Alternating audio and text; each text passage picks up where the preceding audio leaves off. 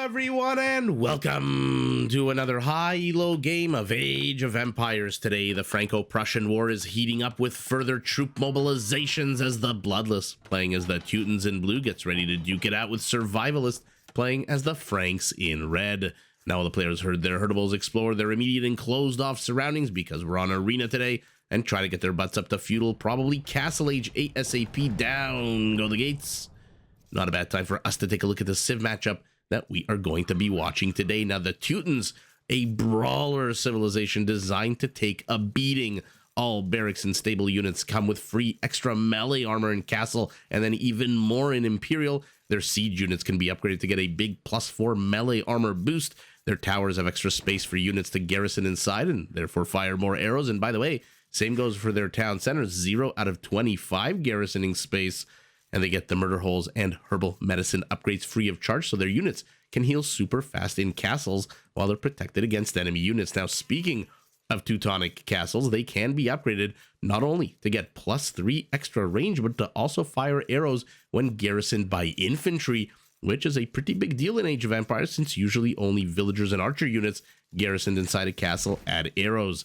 Now, on the field of battle, all Teutonic units have a higher resistance to conversion, and if they're hurt, can be healed by monks from twice the distance, which is fantastic news for their unique unit, the Teutonic Knight, a super slow but incredibly powerful, heavily armored infantry unit. Now, to feed their big Germanic population, which gets very hungry for bratwurst and beer and pretzels and all that cool stuff, well, Teutonic Farms, they come in at a 40% discount. Now, let's take a look at the Franks. The other side of the Franco-Prussian War, the OG cavalry civilization, harkening all the way back to the Age of Kings.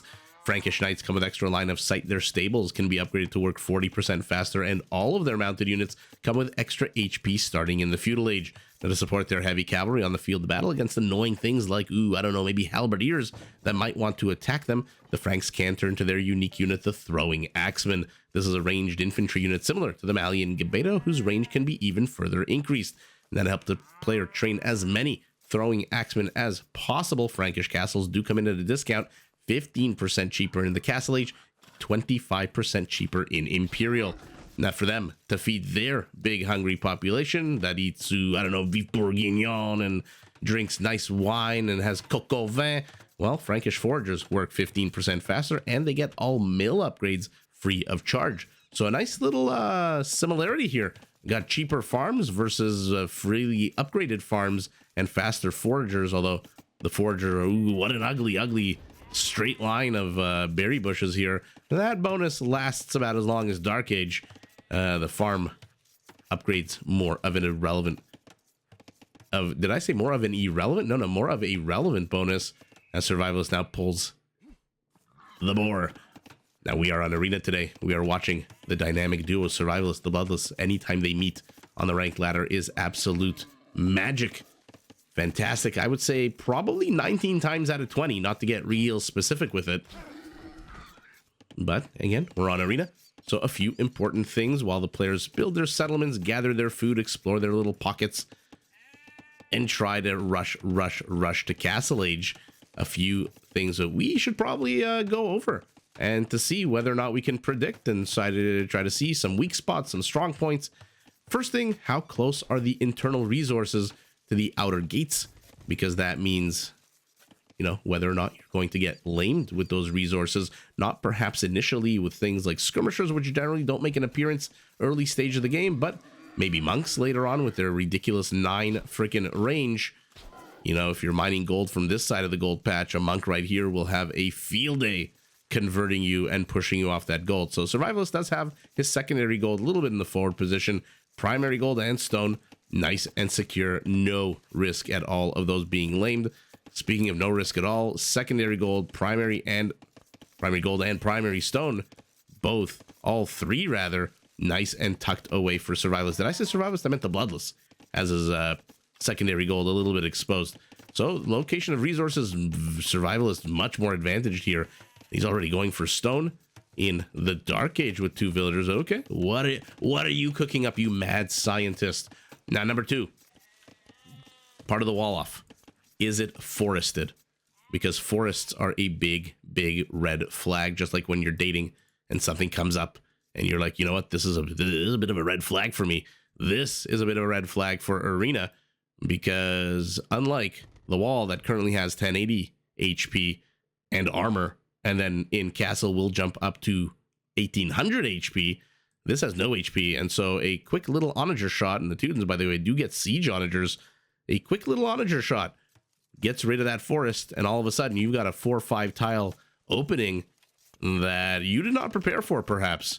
And so Survivalist might want to keep an eye on the northern quadrant of his settlement. Ooh, the Bloodless also annoying.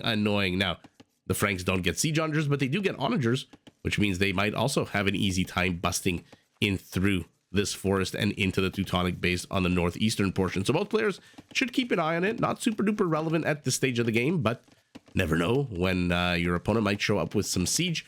Third thing you want to look at is, what about your pockets? No, they're not full of change, but they might be full of space for farms and lumberjacks and extra infrastructure. A bit of a coal and intestine shaped expansion here for the Bloodless.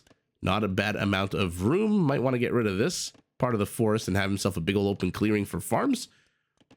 Survivalist has a nice little narrow edge. So whereas this is more intestine shaped, this is more sphincter shaped with a nice little tight opening and then expanding into the rectum of the rear here. I don't know why I'm going medical. Sometimes I go movie analogies. Sometimes I go medical analogies. I have no clue where my mind is going to lead me. Somebody on Reddit said that I have a tendency to make very odd connections and analogies, and I do not disagree with that. And so intestine, sphincter, you be the judge who has the better side pocket. They both have 2 little straggling pine trees inside of them, which is adorable. I like to see symmetry in this game. Both players hitting feudal. Survivalist did hit it first, but like in all arena matches, he unfortunately, when it comes to feudal, hit it and quit it, as the second he completes those structures, he is already leaving the feudal age, leaving it on red, and is heading up to the castle age. I'm assuming the Bloodless, once he completes his stable market, will do the same thing. It's interesting that he's going for a stable, which tells me he might want to contest some relics, where Survivalist... Okay, so he initially expended his wood rather, on the usual blacksmith market, and now he's going to get a barracks. I'm assuming with 8 villagers on wood, he's going to have enough wood very near the completion time of this barracks to plop down a stable as well, unless he's going to save his wood for a monastery. Not that he really needs to, with, again, 8 villagers on wood, but for now, never mind. Just giving himself perhaps the option. Now, why am I so caught up in stables? Because Arena generally follows 3 distinct meta parts. The first, the players rush themselves up to the castle age, which they're doing. The Bloodless, again, he's about 40-45 seconds behind his opponent. Nothing too crazy on a map of this size, with bears guarding the middle. Once the players reach the castle age, stage 1 and stage 2 begins. They fight over the relics. Both players build monasteries, train monks, train scouts and light cav, maybe some spearmen and pikemen here and there. Probably not pikemen unless you're the Ethiopians and you get it free of charge, but units to kill monks, like these, and then units to kill the units that kill the monks, like spearmen, pikemen line units. And Survivalist immediately casts, oh, okay, so he's not interested in gathering relics. I was gonna say, then once all 5 relics have been gathered, ooh, a little bit of a trap being set here, but the Bloodless sees it, backs away. If this was a cartoon, those horses would be skidding on their asses. There would be like a ee sound, a big cloud of dust, and then they would turn around and run away. Now both players are in the castle age, so stage 1 of the game is over. It feels like the Bloodless does. Yeah, he's going for the standard monastery route, so he's gonna start pumping out monks to get the relics. Then once all 5 relics are gathered, we enter stage 3, which is basically the players build big old armies and stuff like that and clash them into one another. And our Frank is moving out. Our Frank is training a siege tower. And I've mentioned this before. Survivalist moved out when he had 680 stone. He didn't need to. I've said this about pro players. Sometimes they get tunnel visioned a little bit into their build orders and muscle memory, and, you know, whatever the equivalent, mental equivalent of muscle memory is, brain memory, I guess. He doesn't need 680 stone. He doesn't need 650 stone for a castle. He is the Franks. he gets a nice 15% discount, much like the Incas do for his castle, and then that'll jump up to 25 if we're lucky enough to see Imperial. He's putting villagers inside. He's going to drop villagers. Does Blue, I mean, Blue sees this coming with the scout. Does he know what's inside of here? Does he know he's about to get castle dropped from the inside? Oh my goodness. The call is coming from inside the house as the Bloodless, caught completely unprepared for this. He thought he was going to go for a more standard, hey, I'm going to train a whole bunch of scouts. I might or might not upgrade them to light cav. Okay, he does get the first 2 kills of the game, basically killing Survivalist's entire reinforcing army. And then I'm going to get the relics, and we'll fight over relics, and then you and I will do what we've done 9 times out of 10. Like, you know, when Neo meets the architect of the Matrix, and he says, this is not the first time, Mr. The inevitability of the conclusion of the bubbity-boobity-boobity. The way that guy used to talk really annoyed me. Man, did they try to show off their thesaurus knowledge.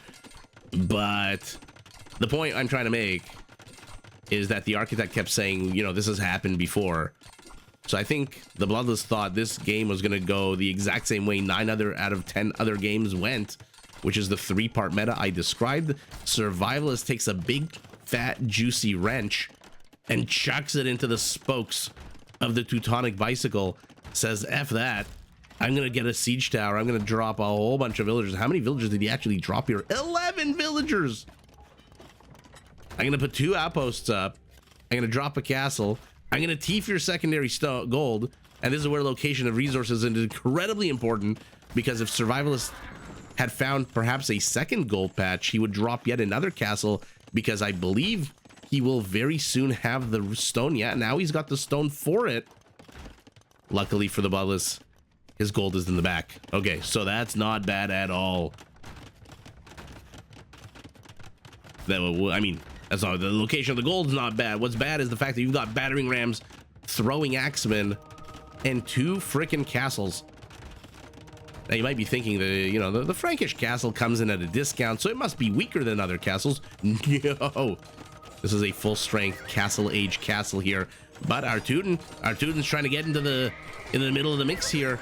Get some of those villagers. How far along is the castle? 89, 90%. And unfortunately, not enough cavalry from our Teuton, who, despite, remember, having extra melee armor, that armor does jack nothing against both castle pierce damage and both the plus 15 attack bonus of the spearmen. So we might have a very, very short arena game on our hands. And again, the Bloodless caught completely unawares. He's still out on the map with a scout, perhaps looking for reinforcing units, but you don't need reinforcing units when your reinforcements can pop out in the very much offensive position. Survivalist, by the way, has also cut himself a little opening, so now the taxi can come into the base. And what's it filled with? Throwing axemen. Oh my goodness.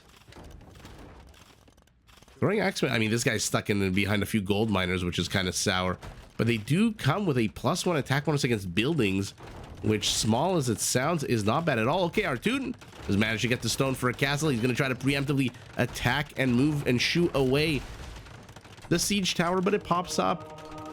And you do not have ironclad just yet. The Mangonel has no melee armor whatsoever, which means even basic spearmen are going to take that down. But he has one more up here. The spearmen close. Will there be a villager to repair? The castle is up.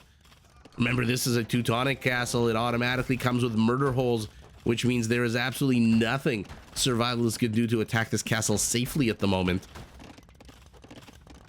So he's penetrated. He's created no-go zones. He's teefing the secondary gold, but the primary stone and the primary gold are still being mined in earnest, and the Bloodless is actually ahead economically at the moment. 53 villagers to 42. He's also gathered 1,400 more resources than his opponent. So things are looking bad, but they're not looking dire. Who will hit Imperial first? Very hypothetical question, since neither player has any resources to bank at the moment. They are spending whatever they can on whatever units they can. We've got a Teutonic Knight. What the hell do you have a Teutonic Knight for? Not against 2 castles, I hope. By the way, can this knight attack the castle safely? Yeah, he actually can from the northern portion of this castle and the southern portion of this castle, because again, no murder holes for Survivalist. And does he even have a university back home? No, he does not. What he does have is 3 town centers. So he's going to start eclipsing his opponent economically very, very soon, since he did manage to destroy... Ooh, careful. He did manage to destroy that primary TC. So our Teuton is knocked down to 2. So much stone. He's definitely going for another castle. He's got the stone for it. Survivalist seems like he's a little bit confused about what the next step is. I think this is like one of those builds where you really expect it to do a significant amount of damage, and if it doesn't, you kind of sit there scratching your head saying, okay, what's next? I'm very curious to see what's next for our Frank, who seems to be going economy and monks at the moment. So he's going to be gathering relics. Where is the... all the monks are coming out of here. I don't see a forward monastery, unless I'm completely blind and need to get my eyes checked. What's funny is that these spearmen are still alive. 3 kills for them, one of them a villager. But, again, Survivalist a little bit dazed and lost here. Meanwhile, our Teuton, look at that gold count. His farms are cheaper. He does still have this intestine pocket. So he's got plenty of room. Now, of course, the longer the game goes on, the more this gold gets teefed, the more the neutral resources become jeopardized. But Survivalist does not have the manpower to take advantage of his strategic position right now. So militarily, he is in a fantastic position. He's finally catching up in villager count. Economically, this took a lot.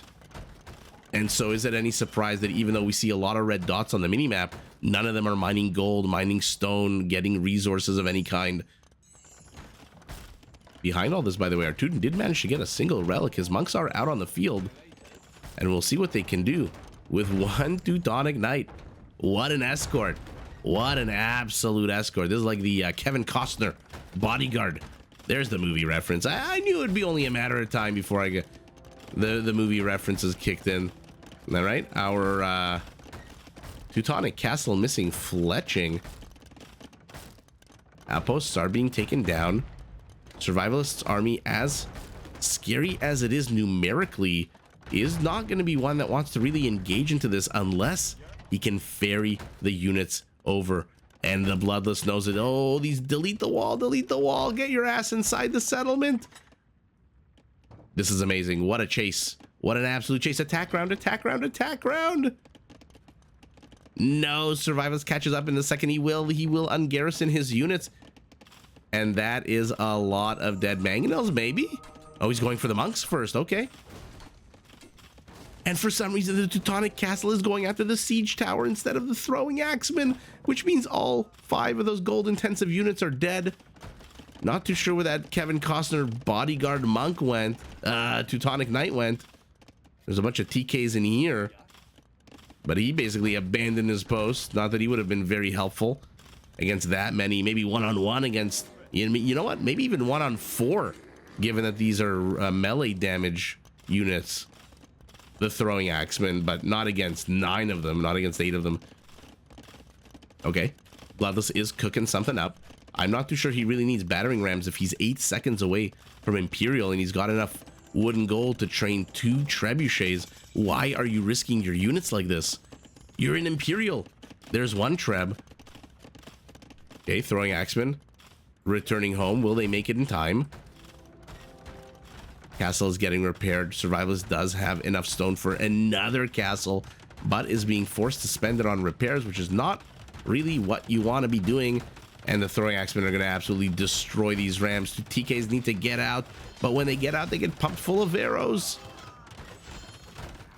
And now Survivalist is just abusing the slow movement speed. But like I said earlier, the northern portion of this castle very exposed, and Survivalist pumps out his own mangonel to shoo away the battering rams. And there you go. You didn't even need that attack. You did not even need that. Which is why the Bloodless is now backing away and letting his long-range death dealers handle the situation. And Survivalist just says, F that. I do not want to deal with this anymore. I do not want to spend my stone. I've already dumped 200 stone. This is like, you know, you dump 200 bucks into a slot machine. You've got 400 left for the night. Do you keep going in the hopes that you hit those 3 gold coins, the bonus? Or do you just pivot away, go to another machine, maybe go home? Yeah, probably not go home. Who's kidding who? But don't you dare move forward with your battering rams. You don't need to. 0 villagers on stone means Survivalist no longer has enough of the rocky stuff to build a castle. I saw a big old gray patch on the minimap, wondering what the hell it was. It is a bunch of farms. And now look at the numbers. 96 villagers to 79. Our Frank, with 3 TCs to the 2 of his opponent, is starting to overpower not only militarily, but also economically. He's not in a good spot when it comes to his initial push. But let's see what he can do to consolidate. Does he really care? While the Bloodless is busy gunning this castle, the other castle, the house, the siege workshop, etc., destroying those, our Frank has built up quite a serious Frankish army. He himself, in a minute, will be away. In a minute, will be in Imperial. And this is a pretty scary army. As much as Teutonic units are resistant to conversion, having 4 monks out on the field of battle is an 8-unit swing, which you do not want to deal with. Did the Bloodless see the knight transition? Now keep in mind, if your opponent's going knights, Teutonic knights is a fantastic counter. He's trying to double build behind it so the units can't get ferried over the gate and the wall, but they do. And yet again, monks and mangonels paying the price. And a castle denied at 27%. Let's look at this Teutonic Knight, how hard it's going to be. Look at the throwing axemen. They barely do nothing. 8 melee armor to your 8 attack means you do 1 HP of damage. And here we go. The fight we all always want to see. Teutonic Knights taking on melee units. I suspect by virtue of numbers alone, Survivalist with Forging will take this. Maybe not. What a fantastic display. Oh god. Oh god, but a mangonel shot to the face is not what a Teutonic Knight is built for. An absolute scrum here. Numbers are here for Survivalists, the better unit. Very much for our Teuton, but now they're Cavaliers. And now they do a lot more damage, and now our Teuton is in trouble. I don't know that you necessarily want to engage with your last remaining TK. He moves in. He's still alive. Look at what a tough bastard he is. He finally does fall, and army count is 6 times larger. The castle not canceled, destroyed, and GG is called. Wow. Survivalist really throwing a wrench into the expected game plan that the Bloodless thought he would follow. And this is why information is power. And to be fair, the Bloodless did have a lot of scouts out on the map. I'm curious. Once we do look at the numbers and stuff, I want to go back to the time when Survivalist first moved out with his siege tower. And I want to see where the Bloodless's scouts were, because I think at that point he did have 3 to 5 scouts. They should have seen that push coming from a mile away. But that's a curiosity. I want to see where his scouts were, what they were doing. Did Survivalists distract them somehow? Did the Bloodless drop the ball? Who knows? We'll find out. But for now, wow. First of all, this unit on full display against 2 melee units is just absolutely crazy. 2 of them got converted here, which is not really supposed to happen, but happened nonetheless. 2 Teutonic castles are still up. You're down villagers, but you're not really like, it's not that bad. 17 villagers are just about 20% villager disparity, and you've cleared up your opponent's attack. The problem is, while you were rebuilding your economy, while you were busy taking out this forward position that Survivalist just abandoned after curiously dumping 200 stone to defend it, not too sure why he did that, kept it alive an extra, I don't know, 2 Treb volleys, 3 Treb volleys. After that, your opponent now pumped out a whole bunch of stables. Did he get chivalry? He did not get chivalry, so they are just being trained at the normal amount of time. Castle is going up. I said, did he get chivalry? He doesn't even have a castle to get chivalry once those 2 fell. But a forward castle, which Blue does see. He ceded all map control, so he knows that after Cavalier comes Paladin. Not perhaps in the alphabet, but in the alphabet of death that is Age of Empires. And so I think the Bloodless knows that he's, even though he's not in a terrible spot, Every second that goes by, he's just falling further and further behind. And now with monks and mangonels, if the monks weren't here, I suspect the Bloodless could have continued pumping out Teutonic Knights and engaged, trying to maybe engage into this. It's hard to say. It really is hard to say. But with the monks there and the one mangonel just flinging rocks at this unit, there's not much that it can do, especially since it moves ridiculously slow. 20 Teutonic Knights, 23, let's call them what they are, knights for the most part. Throwing axemen. I'm surprised that the third most trained unit is not a ram.